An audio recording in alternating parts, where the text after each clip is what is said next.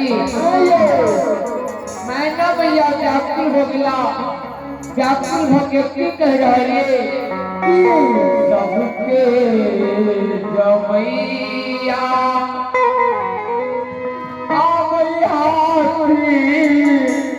घोड़ा पल की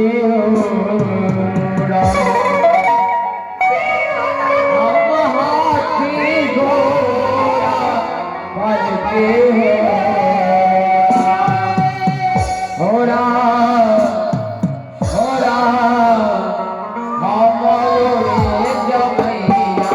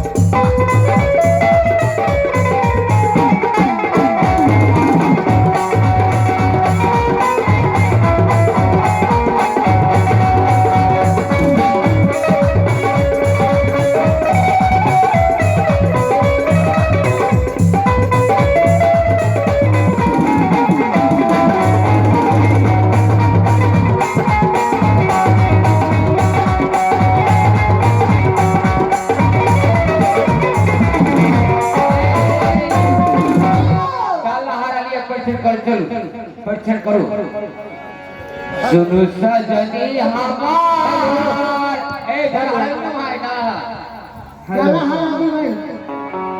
सुनु सजनी हमार दुल्हा आगे गेला द्वार धीरा लागला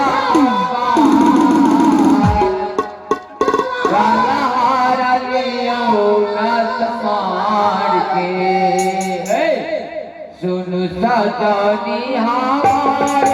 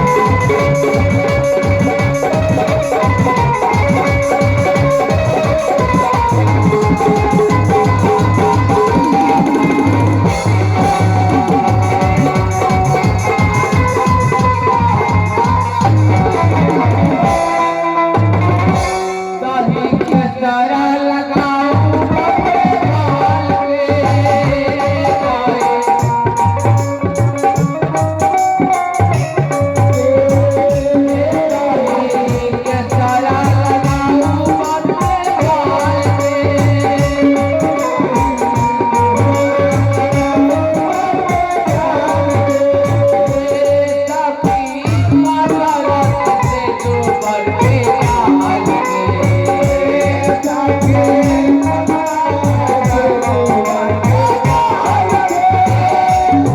दुल्हा सरकार की बाजे चाहते कहियो अरे मेरे सखी हिमाचल का ऐसा कौन सा रीत है जो पाथर से गाल सेका जाता है?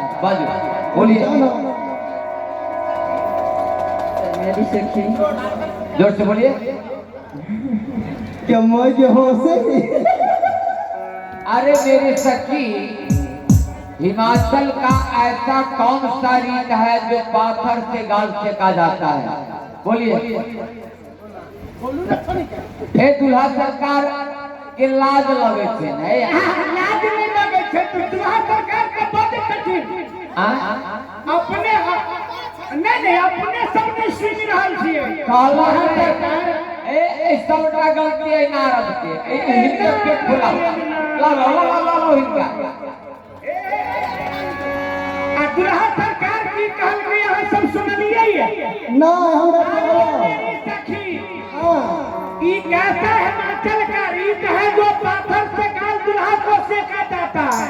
हाँ ओ नारद बाबा हम बता दिया हमारा हिमाचल के रीति दुल्हा जो अबै छे नहीं पाथर से गाल ऐले सेक दलो हां जे वो गाल नहीं बजाता आई अगना तो अगना नहीं जाता हुल नहीं करता उपराग नहीं सुनाता। हाँ गाल न बजाओ